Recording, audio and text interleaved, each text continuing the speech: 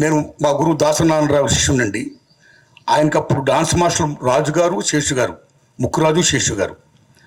శేషు గారు రాజుగారు విడిపోయారండి.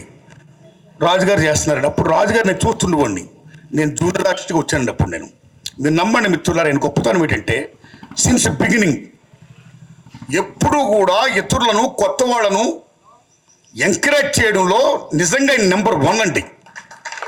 ఎవరైనా వస్తే, ఎవరైనా అవకాశాలు కోరుకుంటే, అవకాశాలు లేవు పొమ్మంటుంటే ఆయన వెంటనే అడ్డుపడి పొమ్మనకండి సార్, చెప్పండి దర్శకులతో అవకాశం ఇప్పించండి, వీళ్ళే సార్ గొప్పలు అవుతారని ఆ టింజ్ ఏమవుతుందో ఆ టింజ్కి నిజంగా ఆయన ఉన్న మాననీయకోవడానికి నిజంగా శిరస్సుని దండం పెడుతున్నాను సార్ ముక్కురాజు గారికి.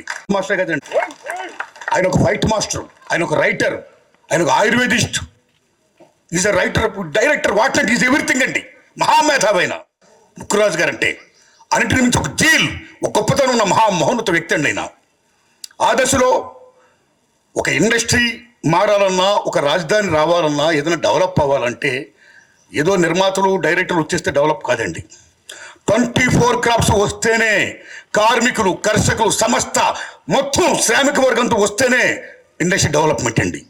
ఆ డెవలప్మెంట్ ముఖ్యంగా 24 crops federation, fight masters, dance masters, professional assistants, each and everything, light boys మొత్తం అందరూ కూడా వాళ్ళ శ్రమ చెమటతో ఇవాళ భారతదేశంలో ఇవాళ పానండే కాదు, హాలీవుడ్ని ఇవాళ తలదనే స్థాయికి ఇవాళ తెలుగు చలచిత్ర పరిశ్రమ వచ్చిందంటే because these pioneers and greatness.